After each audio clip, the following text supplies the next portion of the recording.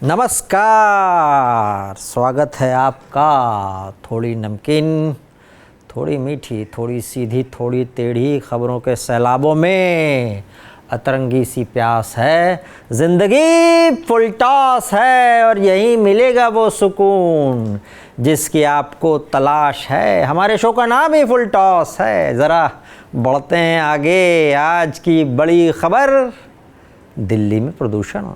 दिल्ली दिल वालों की है, फेफड़े वाले साइड हो जाएं, उनकी यहाँ कोई जगह नहीं। सरहद पर बारूदों का मौसम है, गांवों में अमरूदों का मौसम है। गुजरात हिमाचल में चुनाव करने का मौसम है और दिल्ली में दम घुटने का मौसम है। दम घुटने का मौसम है। शायरों कवियों का फेवरेट सब्जेक्ट रहा है हवा। शायरों ने लाइनें लिख दी, मैं हवा हूँ कहाँ वतन मेरा, दस्त मेरा और चमन मेरा। मैं हवा हूँ कहाँ वतन मेरा। और वो गाना भी याद होगा आपको, हवा के साथ साथ गुलाबी ठंड ठंड, ओ साथी चल मुझले के साथ चल तू। लेकिन दिल्ली वाले कह रहे हैं कि बिना चले काम हो सकता है, तो बताओ। वर्क फ्रॉम होम कर लेंगे पर बाहर नहीं निकलेंगे। दिल्ली में हवा से डर लग रहा है। टाइट हो रखी है हवा दिल्ली की। होम डिलीवरी हो रही है ख़राब हवा की, जहरीली हवा की। फ्री मिल रही है, फ्री फ्री फ्री। ले लो ले लो ले लो, और नहीं लोगे तो आपको ज़बरदस्ती दी जाएगी ये जहरीली हवा। दिल्ली वाले भूल गए ढंग से सांस लेना। मास्क लेके चलना पड़ रहा है और उखड़ी उखड़ी सी सांसें हैं। वो गाना था ना, वो सांस में तेरी सांस मिले तो मुझे सांस आई, मुझे सांस आई। ऐसा कहने वाले प्रेमी जोड़े बेचारे मिल ही नहीं पा रहे। इस स्टेज तक आकर इस तरह का गाने गाने की स्थिति में नहीं है वो। दिल्ली एनसीआर के बच्चों का स्कूल बंद हो गया है और जिनका चालू है उनकी ऑनलाइन क्लास शुरू हो गई है। लॉकडाउन का भूत, कोरोना के लॉकडाउन का भूत नॉस्टैल्जिया बनकर सामने आ गया है और भूत तगड़ा है। दिल्ली में commission for air quality management ने ग्रेडेड रिस्पांस एक्शन प्लान की चौथी स्टेज लागू कर दी है। दिल्ली एनसीआर में कमर्शियल निर्माण कार्यों पर रोक लगाई गई है। प्राइवेट और सरकारी प्राइमरी स्कूल शनिवार से बंद रहेंगे और 5वीं से ऊपर की क्लास आउटडोर एक्टिविटी बंद में रहेगी। Central panel air quality management commission ने दिल्ली एनसीआर में डीजल के 4 पहिया वाहनों ट्रकों की एंट्री पर रोक लगाने के निर्देश दिए हैं। कमर्शियल निर्माण कार्यों पर भी रोक लगाई गई है। Highway, flyover, power transmission, overbridge और पाइपलाइन के निर्माण बंद कर दिए गए हैं। प्रदूषण बढ़ने से अस्पतालों की ओपीडी में सांस के मरीजों की संख्या बढ़ गई है। पहले ओपीडी में हर रोज़ 20-25 मरीज आते थे ऐसे, अब ये संख्या बढ़कर 70-75 हो गई है। सड़कों पर बेतहाशा प्रदूषण, कोहरा, धुआं, ये देखकर रामसे ब्रदर्स की हॉरर फिल्म का सीन याद आ रहा है। लग रहा है भूत अभी इस धुएं के पीछे से निकल कर आएगा। इमेजिन कीजिए सीन कि भूत निकल कर आ भी गया और पूछा, बताओ भाई शूटिंग कब करनी है? तो किसी ने कहा कि भाई ये फिल्म का सेट नहीं है, असली का माहौल है। तो भूत बोलता है कि मैं भी तो असली हूँ। और ये सुनते ही आदमी अपने पैरों से उल्टे पैर 50 की स्पीड में भागा। ये इमेजिन करके देखिए आप, ये हवा का प्रदूषण आता कहाँ से है? दिल्ली सरकार की देखरेख में एक सर्वे हुआ था, उसमें कहा गया था कि प्रदूषण में दिल्ली के जितने सोर्सेज हैं उसका 31% योगदान है। इसमें 51% वाहन प्रदूषण, 13% धूल प्रदूषण, 12% पराली या दूसरे वेस्ट जलाना, और आज पराली से प्रदूषण का योगदान तो देखें अगर हम तो 38% है। और दिल्ली सरकार वाले कह रहे हैं कि 14% योगदान कूड़े के ढेरों का भी है, जो 3 कूड़े के ढेर लगे हुए हैं। इस समय धुआं पराली का आ रहा है पंजाब हरियाणा की तरफ से। बिन बुलाया आ जाता है, बिना टोल दिया जाता है ये धुआं। गाना सुना था ना आपने, पंछी नदियाँ पवन के झोंके, कोई सरहद ना इन्हें रोके। पराली जलाने में पंजाब इस साल 34% ज़्यादा नंबर लाया है, जबकि हरियाणा में 30% की कमी आई है। अभी तक पंजाब में 21,500 घटनाएं आई हैं इस साल, जबकि पिछले साल ये 18,066 थी। हरियाणा में 2005 घटनाएं सामने आई हैं, लेकिन पिछली साल ये 2,914 घटनाएं थी। यूपी में अब तक 40 घटनाएं सामने आई हैं और पिछली साल ये घटनाएं 51, मात्र 51 थी। पराली क्या होता है? ये होती क्या है पराली? ये पराली क्या है? ये पराली बेसिकली फसल का वो अवशेष जो फसल काटने के बाद उनमें से दाना निकालने के बाद बच जाता है, यानी रेसिड्यूअल। क्योंकि अक्टूबर में मौसम धान की फसल काटने का था, इसलिए पराली ज़्यादातर धान की फसल का अवशेष ही कहा जा सकता है। पराली की समस्या से निपटने के लिए केंद्र सरकार ने अब तक 2,500 करोड़ रुपए से ऊपर खर्च कर चुकी है, या यूँ कहें कि पराली के साथ साथ वो भी जल चुके हैं, तो गलत नहीं होगा ये कहना। इस पराली को खेत में ही दबा देने के लिए किसानों को योजना के तहत ऐसे उपकरणों की सहायता दी गई जो इसे खेत में ही गड़ाकर खाद बना दें। विशेषज्ञों ने बताया कि ऐसा करने से मिट्टी को कार्बनिक पदार्थ मिलता है, जिससे मिट्टी की हालत सुधरती है, लेकिन किसानों ने इस योजना में दिलचस्पी नहीं दिखाई। आपने सुना होगा कि जब कोई घटना घट जाती है तो अपने दोस्त कहते हैं कि कोई बात नहीं, मिट्टी डाल मिट्टी। ये मिट्टी डाल जो लाइन निकल कर आई है वो इसी तरह की कोई घटना से निकल कर आई होगी। किसानों ने भी फिर इस योजना पर मिट्टी डाल दी। वहीं सरकार के संस्थान ICAR के गाज़ियाबाद के एक इंस्टीट्यूट ने बायो डिकम्पोज़र निकाला कुछ साल पहले। ये बायो डिकम्पोज़र दरअसल एक ऐसा घोल होता है जिसमें बैक्टीरिया होते हैं, और पराली को एक जगह इकट्ठा करके अगर छिड़क दो उसको, तो करीब करीब 20 से 25 दिन बाद वो पराली डिकम्पोज़ होकर खाद के रूप में काम आती है। और ये डिकम्पोज़र बड़ा सस्ता है, 20-25 रुपए की बोतल आ जाती है, जिसे केवल एक बार ख़रीदना होता है, उसको बार बार ख़रीदने की ज़रूरत नहीं है। दिल्ली की केजरीवाल सरकार को ये पसंद आया, उसने दिल्ली में योजना लागू करने का अभियान चलाया। हालांकि किसानों ने इसमें भी दिलचस्पी नहीं दिखाई, क्योंकि इसमें 20-30 दिन लग रहे थे और किसानों के पास उतनी जगह नहीं रहती कि वो नई फसल बोने के लिए 20-25 दिन का इंतज़ार करें। हालांकि बीजेपी ने बाद में आरोप लगाया कि केजरीवाल सरकार की योजना जितने की थी उससे 5 गुना खर्चा इसके विज्ञापन पर कर दिया। राजनीति होती है। इसके बाद केंद्र सरकार ने सलाह दी और राज्य सरकारों को सलाह दी कि CNG बना लो पराली से। कई राज्य सरकार इस पर CNG बना रही है, प्रोजेक्ट्स चल रहे हैं, कई जगह शुरू भी हो गए हैं, और हरियाणा यूपी में इस पर काम चल रहा है बहुत तेज़ी से। कैसा लगेगा ना जब किसान कहेगा कि ये जो तुम्हारी गाड़ी चल रही है ना, ये मेरे खेत की पराली से चल रही है, इसलिए अकड़ना बंद करो साहब। और सबसे बड़ी बात तो ये कि सरकार, भारत सरकार ये बात ईरान से भी कह सकती है कि अब तो हम अपने खेत में ही गैस पैदा कर लेते हैं, रख लो भैया तुम अपनी गैस। इन दिनों मंगल पर जीवन तलाशा जा रहा है और धरती पर तमाम जो संभावनाएं जीवन की हैं वो ख़त्म की जा रही है।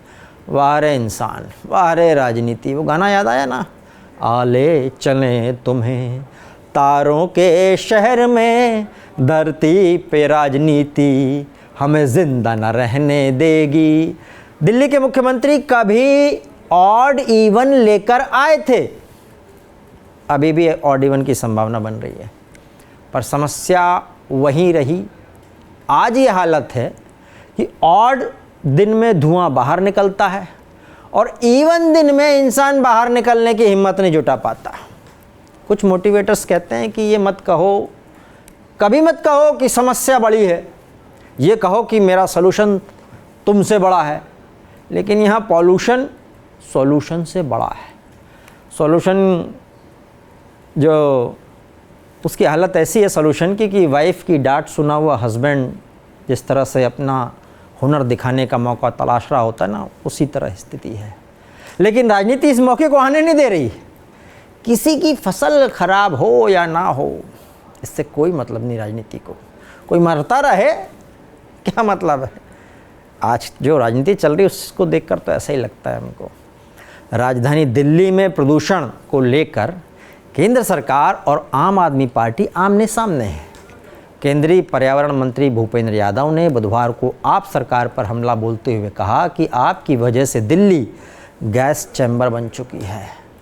जिस डिकम्पोज़र के लिए केजरीवाल सरकार ने पीएम को चिट्ठी लिखी कि ये बहुत अच्छा है, इससे समस्या हल की जा सकती है, पराली की समस्या हल की जा सकती है, उसे ही पंजाब की सरकार ने नहीं अपनाया। वैसे चिट्ठी से ये याद आई कि सोशल मीडिया के दौर में राजनेताओं ने चिट्ठी लिखने की कला तो बचाए रखी है, पर पलटवार करते हुए दिल्ली के सीएम अरविंद केजरीवाल ने कहा कि केंद्र सरकार हमारे नेताओं पर बस केस करवाती है, सहयोग नहीं करती।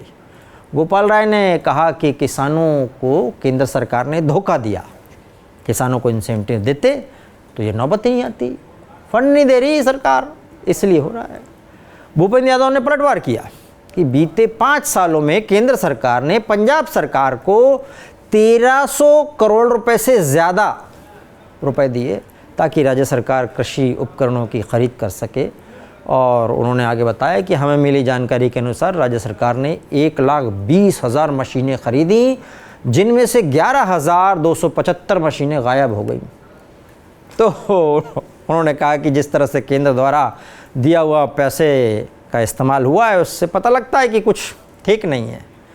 उधर बीजेपी के नेता संबित पात्रा ने प्रेस कॉन्फ्रेंस की। अब सोचिए, प्रेस कॉन्फ्रेंस बीजेपी की और वीडियो चल गया अरविंद केजरीवाल का। चल नहीं गया, चलाया गया। वो वीडियो केजरीवाल साहब का पुराना वीडियो था, जिसमें अरविंद केजरीवाल साहब ये कहते हुए दिख रहे हैं कि पराली के प्रदूषण में पंजाब का बड़ा योगदान है और इससे बड़ी आसानी से ख़त्म किया जा सकता है। तो उन्होंने मोबाइल निकाल के और सुना दी। सुनिए क्या बोला संबित पात्रा।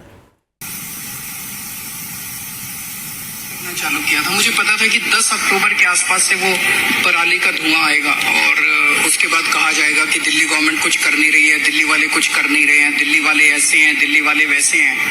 दिल्ली वालों का कोई कसूर नहीं है। पूरा साल दिल्ली की हवा एयर क्वालिटी इंडेक्स लगभग 100 के नीचे रहता है, which is in good category. इस वक्त 10 अक्टूबर के आसपास से ये बढ़ना चालू होता है। ये इसलिए क्योंकि बाहर से पराली का धुआं आता है। मैंने पंजाब के किसानों से बात, पंजाब के किसान कहते हैं कि सर आपके दिल्ली तक पहुंचते पहुंचते धुआं फिर भी कम हो जाता है। आप हमारी सोचो कि जब वो किसान अपने खेत में आग लगाता है, कहता है ये धुआं तो सीधे मेरे लंग्स के अंदर जाता है, हम तो कितने बीमार हो जाते हैं। हम भी नहीं लगाना चाहते, कोई किसान धुआं नहीं छोड़ना चाहता, कोई किसान अपने गांव, उनको समाधान कौन देगा? समाधान तो सरकारें देगी। अब दिल्ली में हम लोगों ने पूसा रिसर्च इंस्टीट्यूट के साथ मिलके एक सोल्यूशन बनाया, केमिकल सोल्यूशन, बायोकेमिकल सोल्यूशन। वो सोल्यूशन छिड़कने से वो जो स्टबल है, पराली है, वो खाद में कन्वर्ट हो जाती है। It's a win win situation और इतना सस्ता है। दिल्ली सरकार ने दिल्ली के सारे खेतों में छिड़काव कर दिया फ्री में। पंजाब सरकार भी कर सकती है, यूपी सरकार भी कर सकती है, हरियाणा सरकार क्यों नहीं कर रहे वो लोग? इस सोल्यूशन को फ्री में बंटवा दो, सब जगह छिड़काव करवा दो फ्री में, इतना आसान है। और दूसरी चीज, पराली आज लायबिलिटी बनी हुई है, ये बहुत बड़ा एसेट है, ये सोना बन सकती है। पराली से बिजली बनती है, पराली से कोयला बनता है, पराली से गत्ता बनता है। 10-15 फैक्ट्रियां मैं देख के आया पंजाब के अंदर जहां पे ये सब बन रहा है। एनटीपीसी वाले कहते हैं कि जितना कोयला पराली से बनाओगे हम सारा ले लेंगे। रेडी मार्केट है, पराली से बिजली बनती है, वहां पे बिजली दे दो उनको। पराली से गत्ता बनता है। मैंने 15 सितंबर से ट्वीट करना चालू किया था, मुझे पता था कि 10 अक्टूबर। अरविंद जी, आपको हमने ये वीडियो इसलिए दिखाया कि आपने कहा है पराली से तो सोना बनता है, पराली से गत्ता बनता है, पराली से बिजली बनती है और ये सब रेडीमेड फैक्ट्री तैयार है पंजाब के अंदर। अभी कहा ना कि रेडीमेड फैक्ट्री है, खाली किसी को पराली उठा के लेके वहां देना है। ये तो निकम्मी सरकारें हैं जो जाके पराली देती नहीं है, वरना पराली से सोना बनना 2 मिनट का विषय है। आप सोच के देखिए। मगर इसके बावजूद, इतना कुछ कहने के बावजूद अरविंद केजरीवाल जी, ये पोल्यूशन के कारण मुझे लगता है कोई बेल बज रहा है, अभी इसको ठीक किया जाएगा। मगर आश्चर्य का विषय, आश्चर्य का विषय है कि इतना कुछ होने के बावजूद वो रेडीमेड फैक्ट्री का इस्तेमाल अरविंद केजरीवाल जी और उनकी टीम नहीं कर रही है, नंबर 1। नंबर 2, आपने अपने इस वक्तव्य में कहा है कि आपके पास वो रेडीमेड सोल्यूशन आपने पूसा में आपने और मनीष सिसोदिया ने मिलकर बनाया था। ये जो सोल्यूशन बनाया था ये इतनी सस्ती है, इसके कैन आपके घर में रखे हुए हैं, खाली बांटना है, क्योंकि मोदी जी कहीं क्रेडिट ना ले जाएं इसलिए वो बांट नहीं रहे हैं। अभी तो वो कैन आपके घर में ही है, आप वो कैन लेके उजाड़ क्यों नहीं देते हैं? आप डाल दीजिए। आपने कहा 2 मिनट में खत्म हो जाएगा, यही कहा था ना, 2 मिनट में सोल्यूशन हो जाएगा, फ्री में बंटवा दीजिए, इतनी सस्ती है। अरविंद जी, ये सब जो भाषणबाजी आपने पहले किया था और आपकी जो कारगुजारी है, इन दोनों के बीच में जो फर्क है वो हम देख रहे हैं। There is pollution of your intent, there is no solution of anything with you. आपके पास केवल पॉल्यूशन है, सोल्यूशन नहीं है केजरीवाल जी। बहुत बहुत धन्यवाद। तुकबंदी देखी, पोल्यूशन, सोल्यूशन, तुकबंदी राजनीति में भी होती रहती है और संबित पात्रा जी को तो लोग इसके लिए जानते भी हैं। अरविंद केजरीवाल जी ने इस पर बात कही। उन्होंने कहा कि पंजाब में पराली जलाने की घटना की जिम्मेदारी हम लेते हैं, लेकिन ये ब्लेम नहीं करना चाहिए। उन्होंने कहा, ये सुनिए क्या कहा। तो ये समस्या तो पूरे नॉर्दर्न इंडिया की समस्या है, जिसके लिए केंद्र सरकार को सामने आके प्रदूषणों के कारणों के ऊपर काम करना पड़ेगा, और जहां प्रदूषण है वहां पे जो स्टेप्स दिल्ली सरकार उठा रही है, ये स्टेप्स पूरे देश में उठाने की जरूरत है। जरूर जॉइंट मीटिंग होनी चाहिए, एक्सपर्ट से गाइडेंस होनी चाहिए, हम लोगों को भी गाइडेंस मिले एक्सपर्ट से, उन सब चीजों की जरूरत है। पर एक ही चीज है कि मतलब मैं देख रहा हूँ रोज अखबारों के अंदर, केजरीवाल ने ये नहीं किया, केजरीवाल ने ये नहीं किया, केजरीवाल ने ये नहीं। अगर केजरीवाल को गालियां देने से अगर देश का प्रदूषण खत्म होता हो तो दे लो, प्रदूषण तो खत्म नहीं हो रहा ना केजरीवाल को गाली देने से, समाधान तो निकालना ही पड़ेगा ना, राजनीति से नहीं होगा। ब्लेम हो रहा है, राजनीति से नहीं होगा, समाधान निकालना पड़ेगा। कैसा लग रहा है ना बीजेपी आम आदमी वालों की लड़ाई देखकर? गजब है। जो काम अब हो रहा है पहले क्यों नहीं हुआ, लोग पूछ सकते हैं ये। वैसे एक रिपोर्टर ने पूछ लिया कनॉट प्लेस पर घूम रहे एक युवक से कि कैसा लग रहा है दिल्ली में। बोला, बहुत अच्छा पॉल्यूशन टूरिज्म कर रहा हूँ। आत्महत्या के 10 तरीके वाली किताब पढ़ना चाहता था मैं, पर दिल्ली के हवा में रहने के बाद लगता है कि धीरे धीरे वाला यही तरीका बेटर है, यही हवा में जो जहर है। अब आते हैं कि AQI में देखा क्या जाता है। AQI से याद आया कि नेताओं का IQ भी थोड़ा गड़बड़ा गया है। एयर क्वालिटी इंडेक्स मतलब AQI, उसके चक्कर में एयर क्वालिटी इंडेक्स में 8 प्रदूषक तत्वों को देखा जाता है। आपकी जानकारी के लिए बताते हैं, उनकी मात्रा कितनी है, उनकी तय लिमिट से ज़्यादा तो नहीं है वो, तो इससे पता लगता है कि वहाँ की हवा कितनी प्रदूषित है। इन तत्वों में sulphur dioxide SO2, nitrogen dioxide NO2 और कार्बन मोनोऑक्साइड की मात्रा विश्व स्वास्थ्य संगठन द्वारा तय किए गए मापदंड से अलग नहीं होना चाहिए। इसके अलावा इसमें PM10, PM2.5, SO2, CO, O3, NH3 और लेड, ये सारे एलिमेंट्स तत्व देखे जाते हैं। ये बताता है कि हवा में किन गैसों की कितनी मात्रा घुली हुई है। कितनी साधारण सी स्पेलिंग है ना, SO2, NO2, इनकी सिंप्लिसिटी पे बच जाइए, लेकिन ये बड़ी खतरनाक गैसें हैं, ये एकदम मारक हैं। वो पहले के समय में टीवी वाले वॉइस ओवर करते थे ना कि गौर से देखिए इस मासूम चेहरे को, इस चेहरे के पीछे छिपी है खतरनाक साजिशें, उसी स्टाइल की है ये। वैसे कई लोग कहते हैं कि साजिशें कोई भी हो, इश्क से बढ़कर कोई साजिश नहीं।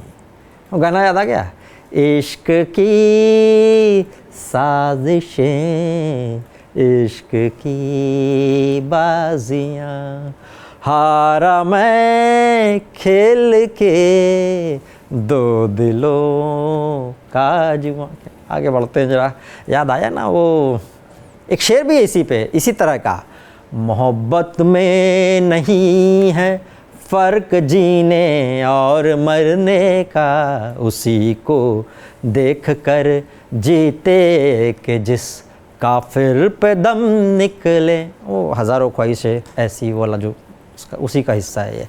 बहुत जगहों पर जब प्रदूषण नापा जाता है AQI, तो मीटर लगा कर रखा जाता है और उससे पता कर लिया जाता है कि वहाँ पर हवा की स्थिति क्या है। इसमें हर तत्व का सही पता उसके घंटों के आधार पर लगता है। जैसे कि CO2 मतलब कार्बन डाइऑक्साइड 6 घंटे के लिए आप रखोगे मीटर, तब पता लगता है कि वहाँ CO2 कितनी है। ऐसे ही दूसरे तत्वों के लिए अलग व्यवस्था है। जैसे कि कुछ ऐसे तत्व भी हैं जो 24 घंटे वहाँ रखना पड़ेगा, तब पता लग सकता है उनका। दुनिया भर में PM10 तत्वों की वजह से, PM 2.5 भी है उसमें, 18 लाख मौतें होती हैं। सोचिए, 18 लाख हवा की वजह से। ऐसा लग रहा है ना कि हिटलर जिंदा है। यहाँ के गैस चैम्बर देखकर तो ऐसा ही लग रहा है, जिंदा लाशें बनकर घूम रहे हैं लोग।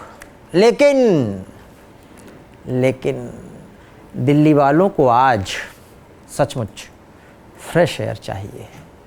गुलाम अली की गज़ल याद आ गई इस पे, वही वाली, वो दिल में एक लहर सी उठी है अभी, कोई ताज़ा हवा चली है अभी, दिल में एक सच्ची बहुत ज़रूरत है। कहीं ऐसा ना हो कि आज मास्क साथ लेकर चल रहे हैं हम, कल अपनी अपनी फ्रेश एयर की बॉटल साथ लेकर चलना पड़े, और उसके बाद बॉटल की जगह सिलेंडर साथ लेकर चलना पड़े, भटकना पड़े। जैसे आज मोबाइल हमारा हिस्सा बन गया है, सिलेंडर हमारा हिस्सा बन सकता है। और फिर बंदा ये सब झमेले झेलते झेलते थक जाएगा और कहने लगेगा कि मुझे इस दुनिया का अंदाज़ा है बहुत, यहाँ रहने में खामियाजा है बहुत। और बेचारा फिर निकल पड़ेगा वो दूसरी दुनिया की तरफ। चलो अभी हम भी निकलते हैं। थोड़ी नमकीन, थोड़ी मीठी, थोड़ी सीधी, थोड़ी टेढ़ी, खबरों के सैलाबों में अतरंगी सी प्यास है। जिंदगी फुल टॉस है और यही मिलेगा वो सुकून जिसकी आपको तलाश है। हमारे शो का नाम ही फुल टॉस है। चलिए चलते हैं। जय हो।